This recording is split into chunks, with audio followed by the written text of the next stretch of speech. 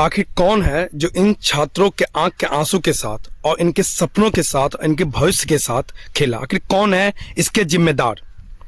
आप जो जिस छात्र को ये री एग्जाम चाहिए था वो वहाँ रोया भी, वो छात्र वहाँ लाठी भी खाया, वो छात्र वहाँ सोया भी इस कड़ाके की ठंडी में। लेकिन ना जाने ये मुद्दा कैसे इतने सारे मुद्दों में कन्वर्ट हो गया।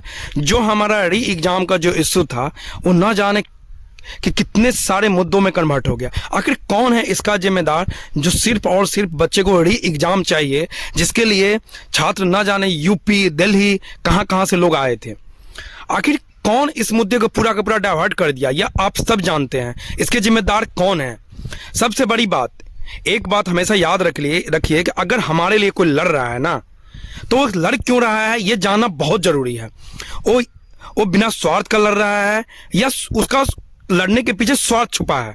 अगर उसका स्वार्थ छुपा है तो कभी भी हमारा जो अधिकार है, जो हम डिमांड करते हैं, जो हमारी मांग है, वो कभी भी पूरा नहीं हो सकता। लेकिन अगर कोई बिना स्वार्थ का लड़ता है हमारे लिए, उसका भी लड़ने का एक तरीका होता है, एक अलग तरीका होता है, वो दिखता है। अक्सर लोगों को लगता है कि हम लोगों को बेवकूफ़ बना के हम छात्रों को, जो बीपीएससी के छात्र है, जो ऑलरेडी हर चीज़ से अवेयर है, आर्थिक मुद्दा से लेकर राजनीतिक मुद्दा, सब चीज़ की उसकी समझ होती है, उसे कोई बेवकूफ़ नहीं बना सकता। लेकिन सबसे बड़ी दुख की बात है, कुछ लोग मीडिया में आके, कुछ लोग कैमरा पकड़ के वो समझते हैं कि हम ही सबका रिप्रेजेंटेटिव है और हमारा ही, हम जो बोल रहे हैं वही सच है। लेकिन मैं आपको एक सच्चाई बताता हूँ, क्योंकि मैं भी उस आंदोलन में शुरू से उस आंदोलन का हिस्सा हूँ, शुरू से हर दुख झेला हूँ, और जो साथी रो रहे हैं वो हमारा ही साथी है। तो एक एक चीज़ हमें पता है कि ये इस मुद्दा कैसे कन्वर्ट हो गया, कैसे वो डाइवर्ट हो गया एक जगह से दूसरी जगह। बहुत सारे लोग इसको राजनीतिक इश्यू जान के बना दिए, सिर्फ अपनी फायदा के लिए, जो उनको फायदा होने वाला नहीं है।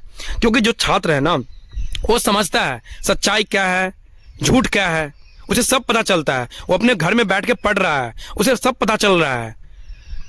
और एक बात समझ में नहीं आता है कि सभी को पता है कि हमें अधिकार दिया गया है फंडामेंटल राइट का, कि हम सुप्रीम कोर्ट जा सकते हैं या हाई कोर्ट जा सकते हैं।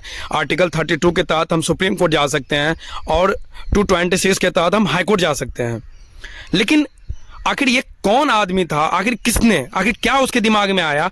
क्या उसको इतना समझ नहीं था कि जब ऑलरेडी कॉन्स्टिट्यूशन में लिखा हुआ है, ऑलरेडी ये जो भी बीपीएससी के छात्र है सबको पता है कि पहले हाई कोर्ट जाना चाहिए, ऑलरेडी सबने पढ़ा है कॉन्स्टिट्यूशन में, तो फिर वो सुप्रीम कोर्ट क्यों चला गया? आखिर सुप्रीम कोर्ट तो हाई कोर्ट ही भेज दिया। तो मतलब जैसे लग रहा है कि री एग्जाम का इश्यू को है ना, सभी को यहाँ मतलब कुछ नॉलेज हो ना हो, जानकारी हो ना हो, बस हीरो बनना है। अरे भैया, जो छात्र है ना उसके साथ खेलोगे ना तो अच्छी सी बात नहीं है। आप सुप्रीम कोर्ट किसके कहने पे गए? आप एक अच्छे इंसान से भी मिले होते ना तो आपको सुप्रीम कोर्ट जाने के लिए नहीं बोलता, पहले बोलता आप हाई कोर्ट जाइए। हाई कोर्ट अगर नहीं मानेंगे तो फिर सुप्रीम कोर्ट जाना ही था, पहले ही आप चले गए सुप्रीम कोर्ट।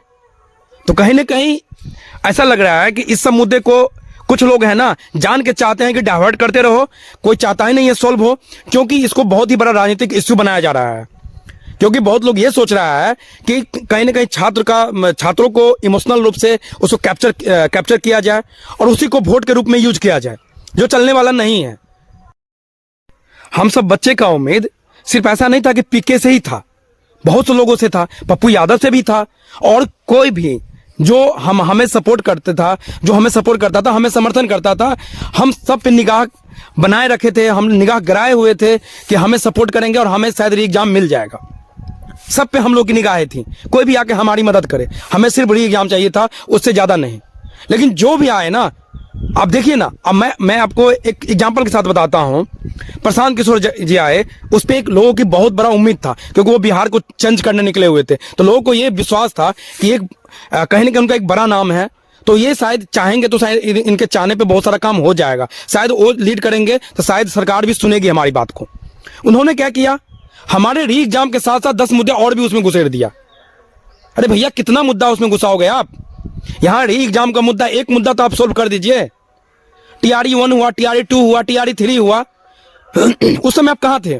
उस समय आपको नहीं दिख रहा था उस समय क्या आपको ये इश्यू नहीं दिख रहा था, डोमिसाइल का इश्यू? अब आपको जब मतलब इलेक्शन नजदीक आने वाला है तो आपको डोमिसाइल का इश्यू दिख रहा है, वो भी बीपीएससी का आंदोलन में। अरे बीपीएससी का आंदोलन में री एग्जाम का मुद्दा आप सॉल्व कर लीजिए, उसके बाद आप डोमिसाइल के लड़िएगा, हम लोग भी आपके साथ रहेंगे और साथ देंगे। लेकिन पहले एक मुद्दा तो आप सॉल्व कर दीजिए।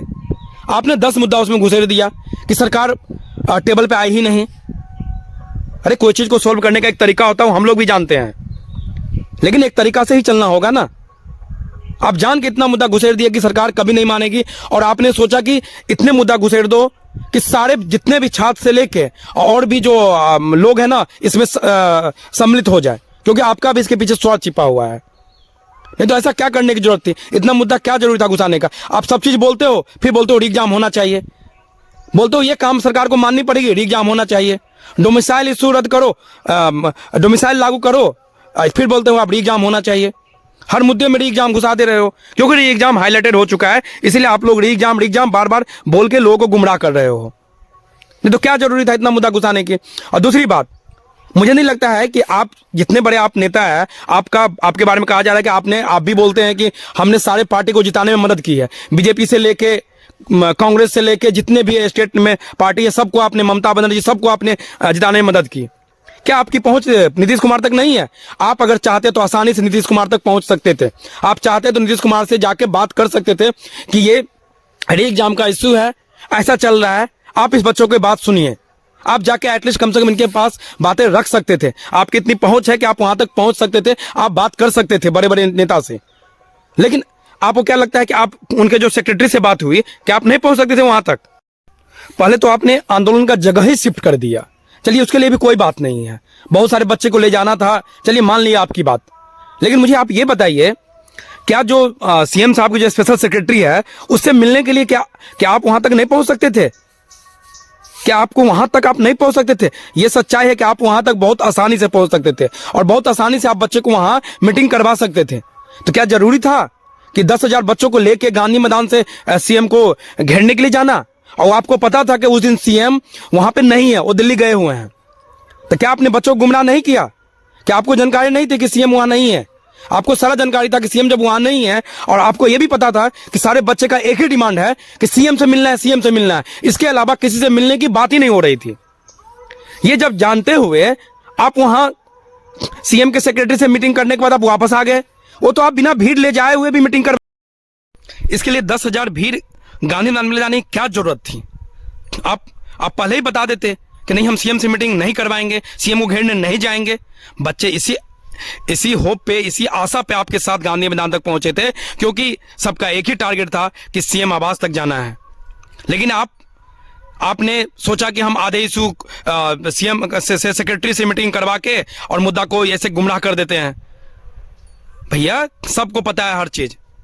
जब उस दिन दिल्ली वो गए हुए थे तो आपने उस दिन का डेट आपको नहीं चुनना चाहिए था, आपने जानबूझ के वो डेट चूज किया। तो कहीं ना कहीं आप गुमराह किए हैं। आप चाहते थे बहुत आसानी से आप बच्चे को उनसे मिलवा सकते थे, उनके सेक्रेटरी से मिला सकते थे, शायद आपको सीएम तक भी आप पहुंच सकते हैं, लेकिन आपने ऐसा नहीं किया। याद रखिएगा, आप भी सरकार बनाने जा रहे हैं और आपको भी राजनीति में पूरी की पूरी बिहार में सरकार बदलने की अपेक्षा है। तो याद रखिएगा, इस बच्चे का एक एक कतरा, जो इस बच्चे का आंसू बहा है, सब बच्चे को पता है उनके साथ कौन खिलवाड़ किया कौन नहीं।